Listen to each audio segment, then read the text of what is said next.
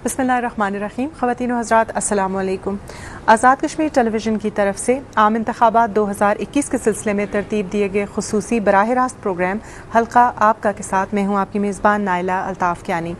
नाज़रीन, जैसा कि आपके इल्म में है, इस प्रोग्राम में हमारी कोशिश होती है कि हम आज़ाद कश्मीर के तमाम इंतखाबी हल्का जात से यके बाद दीगरे आपको मुतारिफ़ करवाते जाएँ। अब तक हम मीरपुर डिवीज़न में थे। 13 हल्का जात इंतखाबी हल्का जात मीरपुर डिवीज़न में हैं जो हम कवर कर चुके हैं। आज से हम पुंछ डिवीज़न के हल्का जात का आगाज़ करेंगे। हस्ब मामूल हमारी मदद करने के लिए एक तज्ज़ियाकार मेहमान शरीक गुफ्तगू हैं और इसके अलावा हमें इलेक्शन कमीशन की नुमाइंदगी करने के लिए भी एक मेहमान हमने मदऊ किए हैं। सबसे पहले मैं अपने मेहमानों का तारुफ आपसे करवा देती हूँ।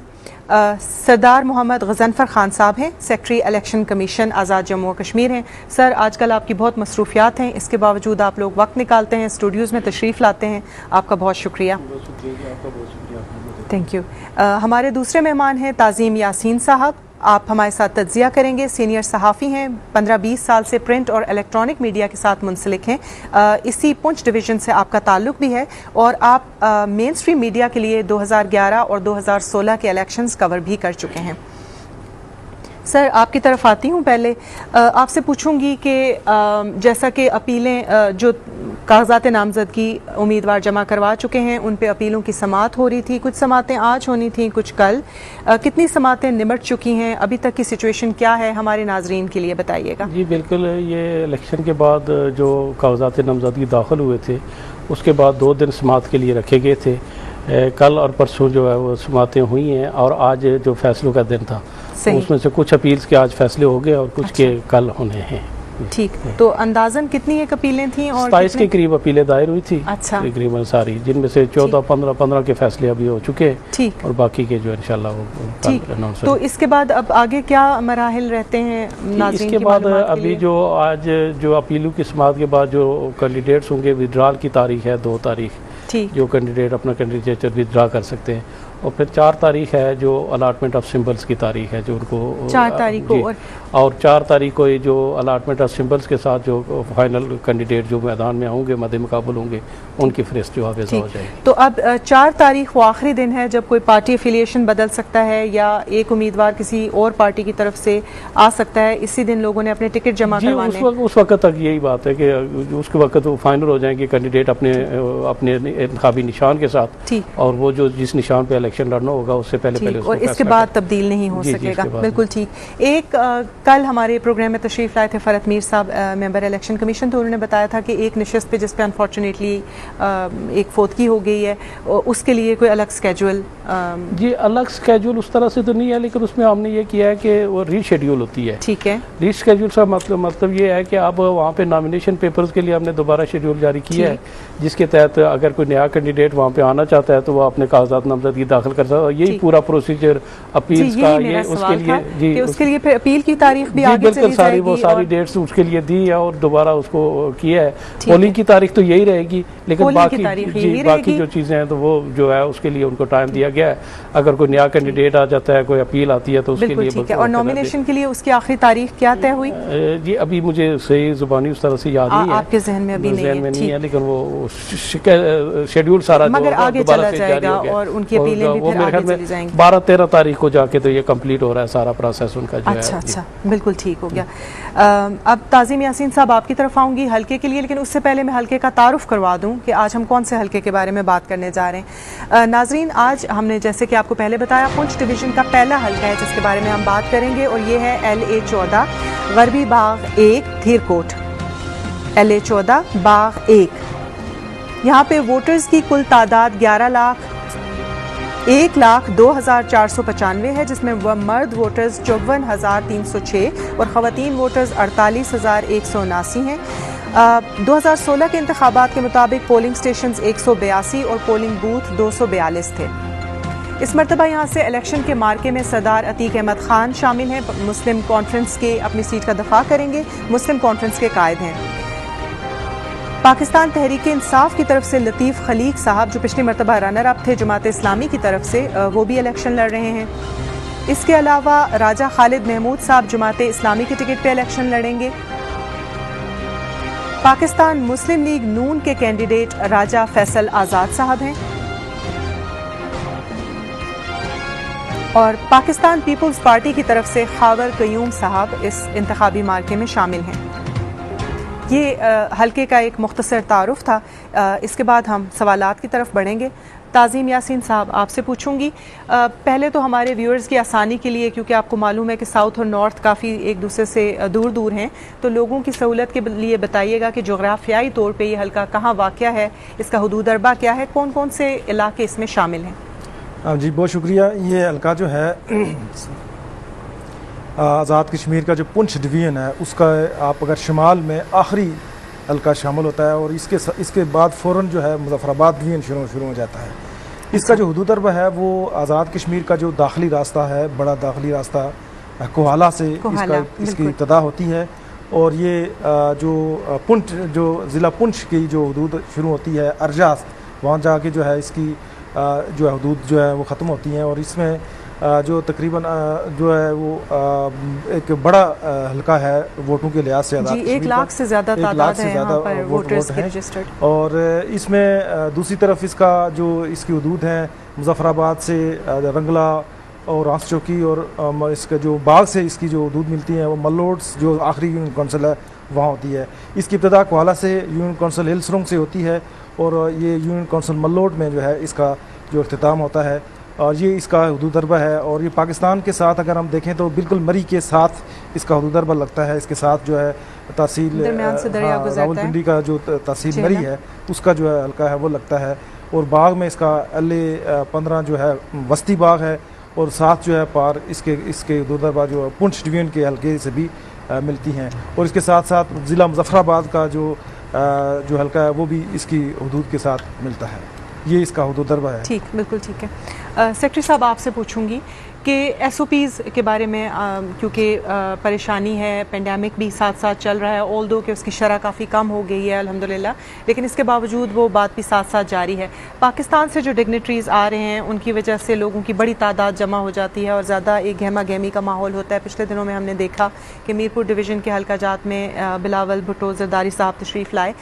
कैसे आप लोग मॉनिटर कर रहे हैं कि क्या SOPs की खिलाफ वर्जी तो नहीं हो रही, कितने एक लोग शामिल हो रहे हैं जलसों जुलूसों में? इसके लिए इस पर हमारी पूरी नज़र है और आज ही मैं बल्कि यहाँ आने से पहले मैंने दोबारा से हमने पूरी जो हमारी एक्ट में एक रिक्वायरमेंट है मॉनिटरिंग टीम्स जो है वो इलेक्शन कैंपेन को मॉनिटर करने के लिए तश्कील दी जाती हैं और आज वो हमने मॉनिटरिंग टीम्स पूरे जो डिस्ट्रिक्ट्स में हमारे 10 डिस्ट्रिक्ट्स हैं उनमें हमने तश्कील दे दी हैं और उन पर अज़ाफ़ी ज़िम्मेदारी ये भी होगी कि वो इस SOP को भी मॉनिटर करें। उनका बुनियादी ज़िम्मेदारी तो इलेक्शन कैंपेन के दौरान ज़ाब्ता अखलाक और इलेक्शन रूल्स और इलेक्शन के क़वायद को अमल दरामद करवाना उनकी ज़िम्मेदारी है, लेकिन चूँकि ये इस दफ़ा बदकिस्मती से हमारे साथ ये इजाफी एक चीज़ चल रही है तो उसको ये भी हदायत की जा रही है साथ कि इस चीज़ को भी मॉनिटर करें। जो इस तरह के बड़े जलसे हो रहे हैं उसमें हमारी अभी तक किसी को वार्निंग जारी हुई? जी, बहुत से लोगों को वार्निंग जारी हुई है, नोटिस जारी हो रहे हैं, वो बिल्कुल वो कार्रवाई साथ साथ चल रही है इस बात पे। जहाँ पर भी आज भी बल्कि बाग के एक हल्के में एक कैंडिडेट को जो कल उन्होंने रैली निकाली है इस तरह उनको नोटिस जारी हुए हैं। दो तीन एक जगह और जो है वो नोटिस जारी हुआ है। तो ये कार्रवाइयाँ साथ साथ चल रही हैं। कोशिश पूरी अपनी तरफ से है कि ज़ाब्ता अखलाक पर पूरी तरह से अल्हम्दुलिल्लाह की शरह भी काफ़ी नीचे आई हुई है। शुक्र अल्लाह का। पेंडेमिक के हिसाब से तो बस अल्लाह की तरफ से है कि ये वबा जो है वो ना ही फैले, चुके इंसान के पास में शायद उस तरह से चीज़ें नहीं है कि इसको कंट्रोल किया जा सके। ताज़ीम साहब, आपकी तरफ आऊँगी दोबारा। हम इस हल्के की जोग्राफियाई अहमियत के बारे में भी बात करेंगे और साथ आप ये भी बताइएगा कि सियासी तौर पर इस हल्के की क्या अहमियत है, कौन सी मखसूस बड़ी शख्सियात इस हल्के से मंसूब हैं? जी, इस हल्के की आज़ाद कश्मीर का बड़ा मारूफ हल्का है और ये इस लिहाज से है कि इस हल्के ने आज़ाद कश्मीर की सियासत में बहुत अरसा तक जो है वो बड़ी हुक्मरानी की है और ज़्यादा अरसा तक आज़ाद कश्मीर में हुक्मरान रहने वाला यही हल्का है। और इससे आपकी आज़ाद कश्मीर की बहुत ही मारूफ शख्सियत सरदार अब्दुल कयूम ख़ान, इसी हल्के से उनका ताल्लुक़ था और मुसलसल वो इसी हल्के से कामयाब होते रहे। उनके भाई सरदार अब्दुल गफ़ार ख़ान एक दफ़ा उन्होंने, उसके बाद 2 दफ़ा उन्होंने इलेक्शन किया, वो जीते और उसके बाद जो है सरदार अतीक साहब जो है उनके फ़र्जंद हैं, वो इस वक्त तक वहाँ विनिंग पोजीशन में वो भी वज़ीर आज़म रहे, मुजाहिद अव्वल खुद 2 दफ़ा वज़ीर आज़म रहे, सदर रहे। सरदार साहब जो हैं सरदार अब्दुल कयूम साहब वो भी सदर भी रहे और वज़ीर आज़म भी रहे। उसके बाद सरदार अतीक साहब भी वज़ीर आज़म रहे। तो इस लिहाज से ये एक बड़ा मारूफ हल्का है और ये पूरी आज़ाद कश्मीर में जाना पहचाना हल्का है। जिसकी वजह से ये थी कि और ये हल्का मुस्लिम कॉन्फ्रेंस का गढ़ समझा जाता है 1947 से लेकर आज तक जो है मुस्लिम कॉन्फ्रेंस उससे विनिंग पोजीशन में रही है। बिल्कुल ठीक है। साथ साथ हम जो अब यहाँ पे कैंडिडेट्स इलेक्शन लड़ रहे हैं उनके बारे में भी बात कर लेते हैं। पहले कैंडिडेट तो सरदार अतीक अहमद खान साहब खुद हैं, जो 2016 में 23,551 वोट जिन्होंने लिए थे। उनके तो किसी तारुफ के मोहताज नहीं है, मगर फिर भी आप कुछ उनके बारे में कहना चाहते हो, कुछ पॉलिटिकल स्ट्रगल के बारे में, बात के बारे में? जी, सरदार अतीक साहब जो है ज़ाहिर है उसके लिए उनके लिए तो कोई ज़्यादा अल्फाज कहना मेरे ख्याल में, चूँकि वो एक बहुत मारूफ शख्सियत हैं, आज़ाद कश्मीर के जो वज़ीर-ए-आज़म रहे हैं, तो उनके बारे में कोई बात मेरे ख्याल में छुपी नहीं रहती, जानी पहचानी शख्सियत हैं और माशाल्लाह बहुत ही सियासी तौर पर एक बहुत मंजे हुए और बड़ा ही एक ठहराव वाली शख्सियत हैं, जिनकी अंदर बड़ी हल्के से वो जीत भी चुके हैं और कई दफ़ा हाँ जी वो जीत चुके हैं और सियासत में काफ़ी जो है वो उनका नाम है और बाकी तो उनकी लोग जो है मेरे ख्याल में बहुत ज़्यादा बेहतर तौर पे उनकी शख्सियत के बारे में जानते हैं। ठीक, बिल्कुल ठीक है। इस वक्त हमारे पास लाइन पर मौजूद हैं आबिद अब्बासी साहब। आबिद अब्बासी साहब भी सीनियर सहाफ़ी हैं और उनका पुंछ डिवीज़न से ताल्लुक़ है। हम उनसे तज्ज़िया लेते हैं। अस्सलाम वालेकुम आबिद साहब, आप हमें बताइएगा मुख्तसरन कि इस हल्के में कौन कौन से कैंडिडेट्स हैं और पॉलिटिकल सिचुएशन को आप किस तरह से देख रहे हैं? बाकी जब हम बात कर रहे हैं तो इस हल्के की अहमियत के अतबार से आप अगर देखें तो आज़ाद कश्मीर की सियासत के अंदर इसका बड़ा इम्पैक्ट रहा है और इस हल्के के अतबार से आप ये भी देखें तो आज़ाद कश्मीर के अंदर एक तसलसल के साथ एक लंबे अरसे की जो हुकूमत है वो इस हल्के के साथ उसकी एक लिहाज से वबस्ती रही है। यहाँ से मुंतखब होने वाले जो मेंबर कानून असम्बली रहे वो किसी न किसी सूरत में उस इक़्तिदार का हिस्सा रहे। दूसरी जानब इस हल्के में आप अगर देखें तो आलमोस्ट आधा दर्जन से ज़ायद यहाँ से उम्मीदवार हैं और तमाम बड़ी पॉलिटिकल पार्टीज़ जो इस वक्त आज़ाद कश्मीर के इंतखाबात में हिस्सा ले रही हैं उनके टिकट होल्डर जो है इस हल्के के अंदर मौजूद हैं। सबसे अगर बड़ा नंबर उस लिहाज से अगर देखें तो सरदार अतीक अहमद खान जो साबिक़ वज़ीर आज़म रहे आज़ाद कश्मीर के, वहाँ यहाँ से MLA हैं और दोबारा से इंतखाबात में हिस्सा ले रहे हैं। इस तरह जमात इस्लामी उनके राजा खालिद महमूद साहब हैं, वो इस वक्त इस मैदान में मौजूद हैं और पाकिस्तान तहरीक इंसाफ के मेजर लतीफ़ खलीक वो भी इंतखाबात में हिस्सा ले रहे हैं और मुस्लिम लीग नून के फैसल आज़ाद हैं। इसी तरह पाकिस्तान पीपल्स पार्टी के वहाँ पर खाबश हैं और राजा खाबर एडवोकेट, तो इस लिहाज से बाकी जो उम्मीदवारान भी वहाँ पर हैं। लेकिन वहाँ अगर हम तमाम उम्मीदवारान के दरमियान जो पजीराई है या इंतखाबी अमल के अंदर से इस वक्त जो दौड़ है और इसके साथ साथ जो ख़ास बात उसके अंदर अगर आप इस लिहाज से देखें कि चूँकि ये जो हल्का है ये दो हिस्से, इसको आप दो हिस्सों में समझ सकते हैं, दो हिस्सों में तकसीम कर सकते हैं या उम्मीद तौर पर जब कहा जाता है इसके दो बेल्ट है, एक अपर बेल्ट एक लोअर बेल्ट कांडी कहलाता है और अपर बेल्ट जो है जिसमें दिलकोट से लेकर रंगला तक का एरिया है। तो इसमें अगर वोट का तनासब इस वक्त हम अगर देखें तो हमें दोनों बेल्ट के अंदर तीनों ऐसे उम्मीदवार जो जिसमें मुस्लिम कॉन्फ्रेंस के सरदार अतीक अहमद खान हैं, जमात इस्लामी के राजा खालिद महमूद हैं और पाकिस्तान तहरीक इंसाफ के मेजर लतीफ़ खलीक है, इन तीनों के दरमियान मुकाबला ज़रूर दिखाई देता है और दोनों बेल्ट से ये तीनों उम्मीदवार वोट ले रहे हैं। लेकिन दिलचस्पी उस वक्त ज़्यादा बढ़ने की तरफ जाएगी जिस तरह की बात इस वक्त सामने आ रही है कि अगर जमात इस्लामी के साथ नून लीग का इत्तेहाद होता है तो उस वक्त राजा खालिद महमूद और सरदार अतीक अहमद खान के दरमियान मुकाबले की जो दौड़ है या मुकाबला जो है वो ज़्यादा बढ़ने के इम्कानात बढ़ जाएंगे। और इस वक्त की जो सूरत हाल है उसमें एक बेल्ट से मेजर लतीफ़ खलीक जो कार्डी बेल्ट है उसमें वो ज़्यादा वोट ले रहे हैं, लेकिन अपर बेल्ट से उनको उस तरह नहीं कहा जा सकता कि जिस तनासब से वो नीचे वाले बेल्ट में वोट लेंगे इसी तरह से ऊपर से उनको वोट मिलेंगे। जबकि सरदार अतीक अहमद खान जो है वो दोनों बेल्ट से उनको अपने हर एक पोलिंग स्टेशन से और ख़ासकर जो इस हल्के का हर एक पोलिंग स्टेशन है वहाँ पर उनकी टीम भी मौजूद है और उनकी चूँकि एक लंबे अरसे से मुस्लिम कॉन्फ्रेंस की ओवरऑल आज़ाद कश्मीर के अंदर से जो चूँकि इक़्तिदार का हिस्सा रही, और इस लिहाज से पार्टी तंजीम जो है वो भी बड़ी स्ट्रांग है, उन्हें हर एक पोलिंग स्टेशन से वोट मिलेगा। और जबकि खालिद महमूद उनने जो कमल अज़ीज़ 2001 का इलेक्शन था उसमें उन्होंने खासा मुकाबला किया था, लेकिन उसके बाद से चूँकि बाद फिर यहाँ पर कैंडिडेट तब्दील होते रहे, गुज़श्ता इलेक्शन में मीर लतीफ़ खलील जमात इस्लामी के कैंडिडेट थे, तो चूँ यहाँ मुकाबले की फ़ज़ा 3 उम्मीदवारों के दरमियान है, पाकिस्तान तहरीक इंसाफ, जमात इस्लामी और मुस्लिम कॉन्फ्रेंस। लेकिन हमें जो ज़्यादा इस वक्त बरतरी किसी लिहाज से हासिल दिखाई देती है वो सदारती के खान की है। आने वाले दिनों के अंदर अगर नई सफ़बंदी होती है, खिताब की तरफ बात बढ़ती है, तो डेफिनेटली इसके अंदर दिलचस्पी पैदा होगी, तो ज़्यादा ये इंतखाबी अमल जो है इस हल्के के अंदर दिलचस्प हो जाएगा। ठीक, बहुत शुक्रिया आपका आबिद अब्बासी साहब, आपने तज्ज़िया पेश किया हल्के का, हमें उम्मीदवारों के बारे में भी बताया। नाजरीन, ये थे आबिद अब्बासी साहब जिन्होंने हमें हल्के के बारे में थोड़ी पॉलिटिकल सिचुएशन के बारे में बताया और उन्होंने हमें उम्मीदवारों का थोड़ा तारुफ भी बताया। आपकी तरफ आऊँगी दोबारा सदागत ज़नफ़र साहब। पुंछ डिवीज़न में अब हम शामिल हो चुके हैं, दाखिल हो चुके हैं, उसके बारे में बात कर रहे हैं, तो आपसे मेरा सवाल होगा कि इस हल्के में अमूमन इलेक्शन के लिए क्या दिक्कत पेश आया करती है इलेक्शन कमीशन को? क्या अमन व अमान के मसाइल होते हैं या कोई और मसाइल होते हैं? आप कैसे कोप करते हैं? नहीं, ये जो पुंछ डिवीजन हमारे उस हवाले से अगर देखा जाए तो यहाँ पर अमन अमान की कोई उस तरह का कोई बड़ा मसाइल यहाँ पे नहीं होते, और उसकी बड़ी वजह ये है कि यहाँ पे जो कंटेस्टिंग उम्मीदवार और जो बरादरियों का जो एक सिलसिला होता है वो यहाँ पे उस तरह से नहीं होता है, और जो कैंडिडेट्स भी हैं अक्सर हल्कों में बड़े मैच्योर कैंडिडेट्स हैं और बड़े सीनियर पॉलिटिशियंस जो हैं वो यहाँ पे इंतखाबात में हिस्सा लेते हैं। उस ऐसे से मजीद कोई चैलेंज, कोई हल्का ऐसा है जहाँ पर, या ओवरऑल कोई भी ओवरऑल इस तरह की सिचुएशन यहाँ पे कभी भी उस तरह की जो कोई एक्स्ट्रा ऑर्डिनरी जो अमन अमान की सूरत हाल कभी पैदा नहीं हुई है। देखिए, ये इलेक्शन है, उसमें टेंशन्स और जो इस तरह की चीज़ें होना तो कहीं पे भी कभी भी कुछ भी एक्सपेक्ट किया जा सकता है और उसके लिए तैयारी पूरी करनी चाहिए।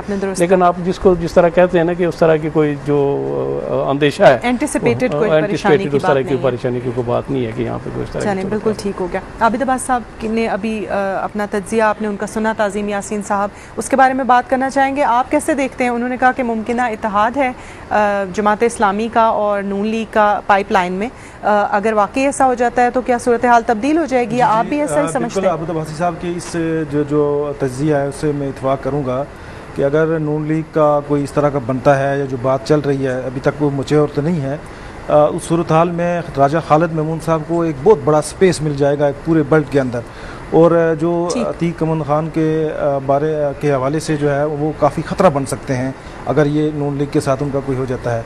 तो इसके साथ अगर दूसरी तरफ जिस तरह उन्होंने बताया ना, अगर मेजर जो लतीफ़ खलीक हैं वो भी काफ़ी अग्रेसिव उम्मीदवार हैं और ये रनर अप रहे हैं। ताज़ीम साहब, मेरा सवाल ये पूछना चाहती हूँ कि पिछली मरतबा तो यहाँ से जो रनर अप थे वो जमात इस्लामी के कैंडिडेट थे, उन्होंने 14,963 वोट लिए थे। मुस्लिम लीग नून का कितना वोट है कि जमात इस्लामी उनके हक़ में सरेंडर कर देगी या नून लीग से उनको मदद मिल जाएगी?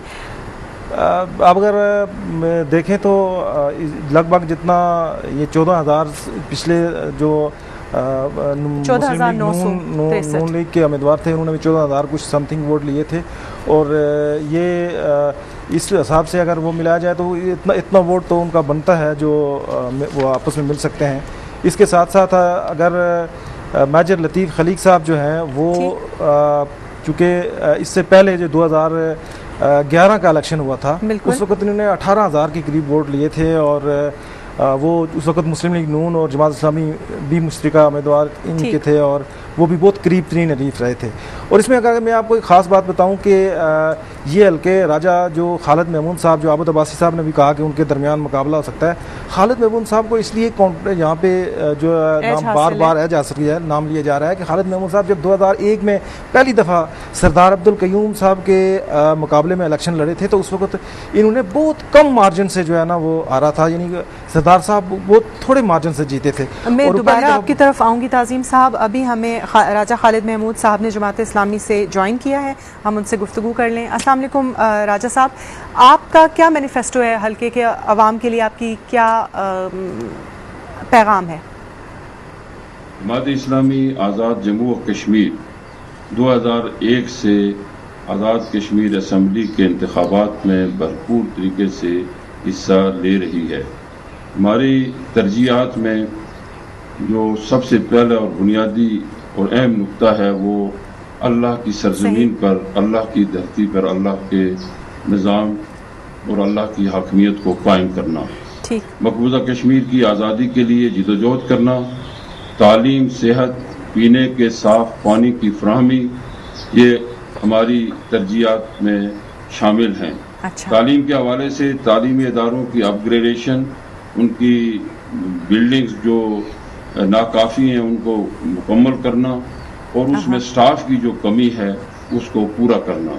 सेहत के हवाले से यहाँ तहसील headquarter state of the art building मौजूद है, उसके अंदर मशीनरी मौजूद है, लेकिन अमला न होने की वजह से हमारे हज़ारों लोग जो है वो इस बात पर मजबूर हैं कि वो इलाज मालजे के लिए मुजफ्फराबाद या रावलपिंडी जो है वो उन अस्पतालों का रुख करें। इस हवाले से इंशाअल्लाह हम इनकलाबी प्रोग्राम के ज़रिए से स्टाफ की कमी को दूर करने का अहतमाम करेंगे। पीने के साफ पानी के हवाले से हमारे पास बेशुमार ऑप्शंस मौजूद हैं, उनको बरूए कार लाकर इंशाअल्लाह हम घर घर तक पीने के पानी का या वो साफ पानी का बंदोबस्त इंशाअल्लाह करेंगे। दुरुस्त। इदारों की इस्लाह अहवाल और अवाम का उन पर एतमाद बढ़ाने के हवाले से हम इक़दाम करेंगे।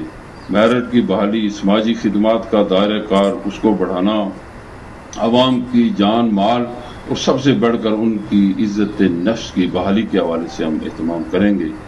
नौजवान जो किसी कौम का सरमाया होते हैं उनके बेरोज़गारी के ख़ात्मे के हवाले से हम इंशाअल्लाह अज़ीज़ एक इनकलाबी प्रोग्राम मुतारफ़ करा रहे हैं और उसका हम आगाज़ भी इस हल्के के अंदर कर चुके हैं। नौजवानों में सेहतमंदाना सरगर्मियों का फ़रोग़ और जदीद तर्ज के स्पोर्ट्स कम्प्लेक्स भी इंशाअल्लाह हमारी तरजीहात में शामिल हैं। हमारा पैगाम है, उम्मीद बनो, तामीर करो, सब मिलकर घर की बात। बहुत शुक्रिया राजा साहब, आपने अपना मंशूर पेश किया और हल्के के अवाम के लिए अपना पैगाम हमसे शेयर किया। आपकी तरफ आऊँगी ताज़ीम साहब वापस। हम डिस्कस कर रहे थे, जमात इस्लामी ने अपना मंशूर भी बता दिया और आप उनकी पोजीशन भी बता रहे थे कि अच्छी है।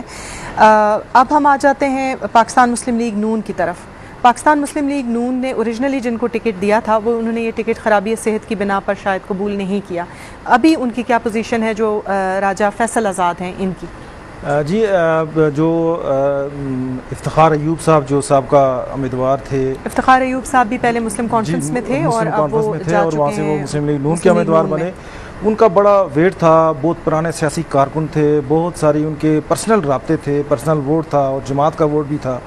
तो वो एक बड़े यानी तजर्बाकार थे, लेकिन उनके जब उन्होंने टिकट उनसे मुस्लिम लीग नून ने फैसल आज़ाद साहब को दे दिया। फैसल आज़ाद जो है चूँकि बहुत पहली दफ़ा इलेक्शन लड़ रहे हैं, नौजवान हैं इतना, तो उस हिसाब से हम कह सकते हैं कि अगर इफ्तिखार अयूब साहब के पास टिकट होता तो उसमें अच्छा खासा वो अच्छे वोट लेते और पोजीशन हल्के की कुछ और होती। लेकिन अब चूँकि एक नए उम्मीदवार के पास चला गया तो उसमें कोई इतनी बेहतर पोजीशन में जिस तरह पहली मुस्लिम लीग नून ने वोट लिए थे शायद कि उस पोजीशन में न जा सके। तो ये सूरत हाल है। इसके साथ अगर दूसरी जमातों का पाकिस्तान तहरीक इंसाफ है, वहाँ पे मेजर लतीफ़ खलीक, उनकी अगर बात की जाए तो वो भी जिस तरह पहले हम जिक्र कर चुका कि वो भी काफ़ी अग्रेसिव उम्मीदवार हैं और वो भी अच्छे खासे वोट और काफ़ी अरसे से मुसलसल इलेक्शन लड़ रहे हैं। इन्होंने 2001 का जो 2001 के इलेक्शंस पाकिस्तान पीपल्स पार्टी की तरफ से भी लड़े थे। हाँ जी, 2001 का इलेक्शन उन्होंने पाकिस्तान पीपल्स पार्टी से लड़ा, उसके बाद फिर ये जमात इस्लामी में शामिल हो जाए और 2006 का जो इलेक्शन इन्होंने चूँकि जमात इस्लामी ने इनकी हमायत की लेकिन आज़ाद उम्मीदवार के तौर पे लड़ा, उस वक्त भी ये दूसरे नंबर पे रहे। फिर उन्होंने 2011 में जमात इस्लामी के उम्मीदवार के तौर पे इलेक्शन लड़ा और इन्होंने फिर भी दूसरे नंबर पे ये रहे। और फिर 2016 का जो इलेक्शन है इन्होंने जमात इस्लामी के टिकट पे रहा, जो फिर लड़ा और इन्होंने कोई इस 13,000 समथिंग या 14,000 के करीब वोट लिए और अच्छी पोजीशन में रहे। इस वक्त इनके पास पाकिस्तान तहरीक इंसाफ का टिकट है। इसमें ख्याल ये किया जा रहा था कि इस वक्त ये ज़्यादा अहम साबित हो सकते हैं धीरकोट में, और ख़ासकर जो है पहली दफ़ा जो है वो किसी हुकूमती पार्टी का टिकट जो है सरदार अतीक साहब के बेल्ट में गया। यानी पहले जो वो जमात इस्लामी के टिकट पे इलेक्शन लड़ रहे थे, इस वक्त चूँकि PTI का एक जो ख्याल किया जा रहा है कि वो हुकूमत बनाने जा रही है या उसका पाकिस्तान में हुकूमत है, तो ये पहली दफ़ा उनके करीब जो टिकट गया उनके अपने ख़ानदान में, तो ख्याल ये कर रहे थे कि शायद कि जो माजी लतीफ़ खलीक हैं इस दफ़ा जो है अतीक खान को बहुत ज़्यादा नुकसान पहुँचा सकते हैं। लेकिन चूँकि मुस्लिम कॉन्फ्रेंस और पीपल्स PTI की जो अतात की खबरें बाज़गश्त किया, अतीक साहब की जो मुलाकात इमरान खान साहब से हुई, उससे जो तज़ब्ज़ब की कैफियत पैदा हुई, उससे PTI जो दीरकोट है उसको काफ़ी जो उसके कारकुन में साइकोलॉजिकली नुकसान हो रहा है। अब उसको उससे वापस वो अभी तक कोई ऐसी चीज़ रिकवर नहीं कर पाया। जो मुस्लिम कॉन्फ्रेंस का वोट PTI की तरफ जाना था उसमें काफ़ी जो है ना लतीफ़ खलीक साहब इस वक्त हमारे साथ वीडियो लिंक पे हैं, तो हम पहले उनसे बात कर लें।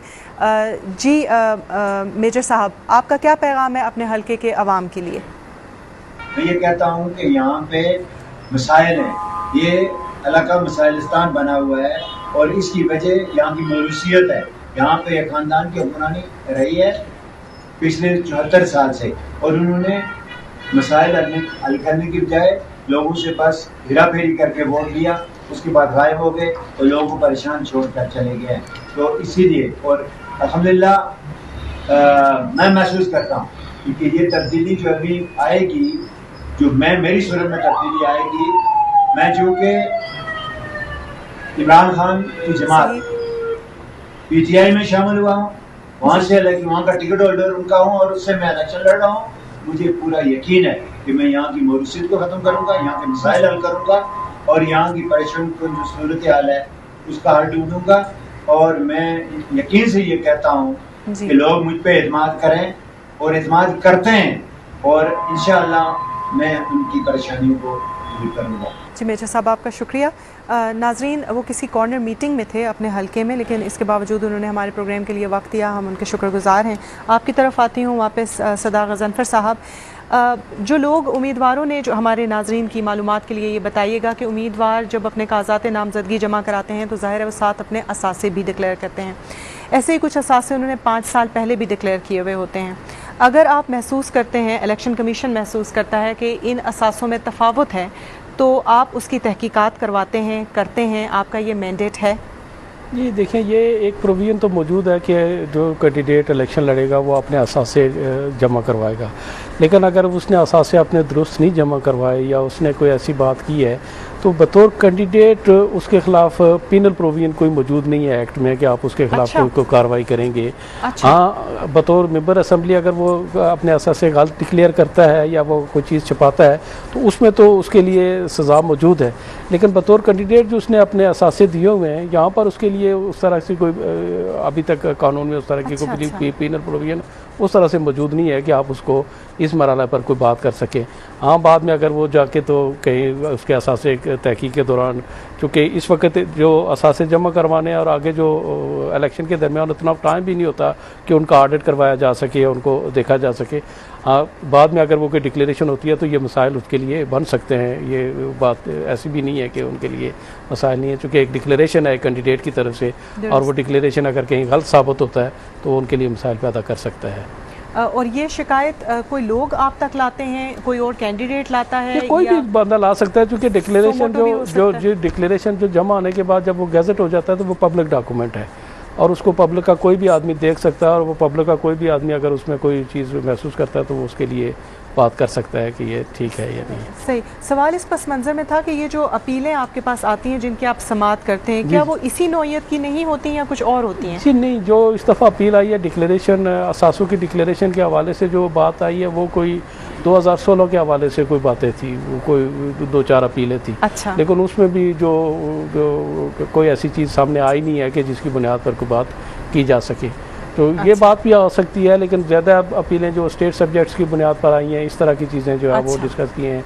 बाज़ लोगों की कॉन्स्टिट्यूंसी में वोटर नहीं था या उनका प्रपोजल सेकेंडर मौजूद नहीं था, इस बुनियाद पर अपील आई हैं। तो कौन इलेक्शन लड़ सकता है? क्या सिर्फ बाशिंदा दर्जा अव्वल? जी, इसके लिए सेक्शन 31 में 3 रिक्वायरमेंट्स दी गई हैं। स्टेट सब्जेक्ट, ठीक, एज उसकी 25 ईयर्स से और होनी चाहिए, वोटर लिस्ट में उसका नाम दर्ज होना चाहिए। ठीक है, चाहे वो किसी भी दर्जे का शहरी हो, अव्वल दोम सोम? जी जी, ये कोई कैटेगरी नहीं है। अच्छा, स्टेट सब्जेक्ट अगर वो है तो वो तो इलेक्शन लड़ सकता है। ठीक ठीक, बहुत शुक्रिया। हम आपसे सवाल इसलिए पूछते रहते हैं कि मौका मिलता है, आप लोग स्टूडियोज में टाइम देते हैं, तो हम चाहते हैं कि नाजरीन के साथ बहुत अच्छी बात है। कोई ये इलेक्शन कमीशन के लिए भी एक मौका है कि जो इन्फॉर्मेशन हम किसी तक पहुंचा सके, तो ये लोगों की इन्फॉर्मेशन के लिए ये आपका प्रोग्राम बहुत अच्छा है इस हवाले से कि लोगों की इन्फॉर्मेशन होती है, उनको हल्के से तारुफ होता है, और इलेक्शन लॉ से भी जो कंपैरेटिवली न्यू है उनसे भी लोगों को वाकफियत होती रहती है, तो इस हवाले से ये बड़ी खुशाइंद बात है। और हमारा प्रोग्राम बड़ी दिलचस्पी से देखा जा रहा है, उसमें ज़ाहिर है आप लोगों का भी कंट्रीब्यूशन है और बहुत अच्छा फीडबैक है, लोगों की मालूमात में इजाफा हो रहा है। मुबारक हो आपको इस बात में। शुक्रिया, आप लोगों का पूरा कंट्रीब्यूशन है इसमें, आप लोग वक्त निकालते हैं, तशरीफ़ लाते हैं। आपकी तरफ आऊँगी ताज़ीम साहब दोबारा, फिर आप कैसे इस हल्के की पॉलिटिकल सिचुएशन देखते हैं, कौन एज पे है, असल मुकाबला किन लोगों के दरमियान में है, कैसे? जी मैं अगर थोड़ा सा, चूँकि हम तरतीब से उम्मीदवारों का तारफ़ करवा रहे जी थे, बिल्कुल, ज़रूर, और ज़रूर। उसमें मेरे ख्याल में पीपल्स पार्टी के भी ये भी कोई नोआमूज आदमी है, जो बिल्कुल नौजवान है। अच्छा। और पीपल्स पार्टी का ये भी पहली दफ़ा इलेक्शन लड़ रहे हैं, और पहले चूँकि जो पीपल्स पार्टी के जो है उम्मीदवार थे राजा आसिफ अली खान, उन्होंने बड़ा वोट लिया था सरदार साहब के मुकाबले में, वो पीटीआई में चूँकि चले गए। उनके बाद फिर राजा मुबशर एजाज, वो भी अच्छे, उन्होंने भी एक इलेक्शन लड़ा है, वो भी यहाँ थोड़ा वज़नी उम्मीदवार थे, लेकिन वो उन्होंने टिकट नहीं लिया किसी वजूहत की बिना पे, या फिर पार्टी ने जो फैसला किया वो राजा ख्वाजा क्यूम के, वो भी बहुत नए उम्मीदवार हैं, तो उसमें भी शायद पीपल्स पार्टी कोई इतना बड़ा गेन ना कर सके। लेकिन आप महसूस करते हैं कि पाकिस्तान मुस्लिम लीग नून ने और पाकिस्तान पीपल्स पार्टी ने कोई मजबूत कैंडिडेट्स देने में दिलचस्पी नहीं ली? मेरे ख्याल में जो इस वक्त जो सूरत लग रही है वो यही है कि पीपल्स पार्टी ने और नून लीग ने दिलचस्पी कम ली है उस हल्के में, सही, और उन्होंने कोई अच्छी मनसूबबंदी से वहाँ, ऑल्दो नौजवानों का आना खुशाइंद है, लेकिन ये बात है कि वो दोनों नौजवान माशाल्लाह। आपको यहाँ पे रोकूंगी क्योंकि सरदार अतीक साहब, मुझे बताया गया है कि वीडियो लिंक पे हमारे साथ मौजूद हैं, तो पहले हम उनसे बात कर लेते हैं। अस्सलाम वालेकुम सरदार अतीक साहब, आपका अपने हल्के के लोगों के लिए क्या पैगाम है?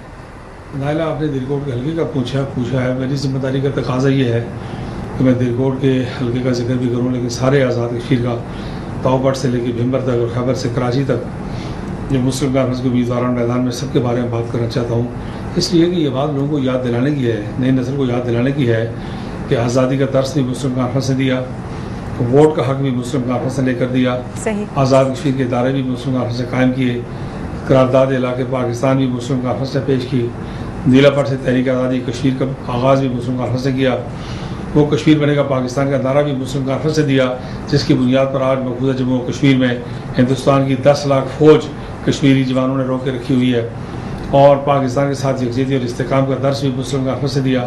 आज़ाद कश्मीर की तामीर और तरक्की और मसला कश्मीर को बैनुल-अक़वामी सतह पर उजागर करने की बात भी मुस्लिम कॉन्फ्रेंस ने शुरू की। तो ये बातें अगर लोगों को मालूम होंगी तो इसका ताल्लुक से दिलकोट के हल्के के साथ नहीं है। दिलकोट के हल्के में भी यकीनन बड़ा मुश्किल हल्का है इस एतबार से, ये हल्का मेरा नहीं है, बुनियादी तौर पर ये मुजाहिद अव्वल सरदार मोहम्मद अब्दुल क़य्यूम खान साहब का और आज जम्मू कश्मीर मुस्लिम कॉन्फ्रेंस का हल्का है। मेरे हल्के की बात इसलिए नहीं है कि मुझे जमात 90s में, 91 में, 96 में लाहौर, कराची, हैदराबाद, सखर, रोडी और यहाँ से लेके खुजदार तक, कोयटा तक, डोरालाई तक के हल्के में भेजा था। मैंने 3 इलेक्शन वहाँ से जाके लड़े। मेरे लिए सारे हल्का जात बराबर है, किसी भी हल्के से इलेक्शन लड़ा जा सकता है। दिलकोट के लोगों का मैं ख़ास तौर पर इसलिए ममनून एहसान हूँ कि उन्होंने वज़ीर-ए-आज़म पाकिस्तान मियां मोहम्मद नवाज शरीफ और मियां शहबाज शरीफ और उनकी सारी टीम जो है वो दिलकोट के गली गली और कूचे कूचे में फिरती रही, और इसके बावजूद उन्होंने मुस्लिम कॉन्फ्रेंस का परचम वहाँ बुलंद रखा और वोट ग्राफ कम नहीं होने दिया। इसलिए मैं समझता हूँ कि जो वोट जहाँ पड़ेगा वो वोट तहरीक आज़ादी कश्मीर का वोट है, नज़रिया इलाक़े पाकिस्तान का वोट है, दिफा पाकिस्तान का वोट है, रियासती तशख़्ख़ुस का वोट है, रियासत के सियासी, मजहबी और फ़िक्री तशख़्ख़ुस का वोट है। इसलिए इस वोट को लोगों ने पहले भी हमेशा बहुत एहतियात के साथ इस्तेमाल किया है, और आइंदा भी मेरा यकीन है कि तमाम उम्मीदवार जो हैं, तमाम जमातें जो हैं वो हमारे लिए यकसा तौर पर काबिल एहतराम है। लेकिन किसी जमात के पास अगर उसकी तारीख़ में इतने बड़े कारनामे मौजूद हों, जो मुस्लिम कॉन्फ्रेंस एक जमात भी है, एक नज़रिया भी है, एक फ़िक्र भी है, एक तारीख़ भी है, एक तहरीक भी है, और रियासत जम्मू और कश्मीर की तारीख़ से अगर मुस्लिम कॉन्फ्रेंस को मिला कर दिया जाए तो बाकी फिर हिंदू और हिंदुस्तान की तारीख़ बचती है, मुसलमानों की और इस्लामिया ने कश्मीर की कोई तारीख़ बाकी नहीं बचती। इसलिए मैं समझता हूँ कि मेरी तमाम लोगों से अपील है कि वो मुस्लिम कॉन्फ्रेंस को वोट दें, मुस्लिम कॉन्फ्रेंस के उम्मीदवारों को कामयाब करें, और मुस्लिम कॉन्फ्रेंस ही इस बात की ज़्यादा मुस्तहिक है कि आज़ाद कश्मीर में नज़रियाती और फ़िक्री यकजहती पैदा करने के लिए और रियासत। शायद राब्ता मुनक़ता हो गया, खैर बात वो अपनी मुकम्मल कर चुके थे। आपकी तरफ आ जाती हूँ ताज़ीम साहब, आपने सरदार अतीक साहब की गुफ्तगू भी सुनी, आप वाइंड अप कर रहे थे कि पॉलिटिकल सिचुएशन क्या है और असल मुकाबला किसके दरमियान है। जी हम बात कर रहे थे कि पीपल्स पार्टी ने जो और नून लीग ने जो है ना उम्मीदवार उतारे, वो दोनों वो राजा खबर कयूम और राजा फैसल आज़ाद जो है नौजवान है, उनके जो पार्टी वोट है वो तो पड़ेगा, वो कहीं भी हो तो आता है, लेकिन यह ज़ाहिर है जो तजर्बाकार या पुराने लोग होते हैं उनकी एक अपनी अहमियत होती है और लोग उनको ज़्यादा देखते हैं, वोट देते हैं। तो ये सारी सूरत हाल जो उनका तारफ़ था। इसके साथ अगर जम्मू कश्मीर पीपल्स पार्टी के उम्मीदवार भी हैं वहाँ पे, उनका नाम भी ले लें तो अबरार याद हैं।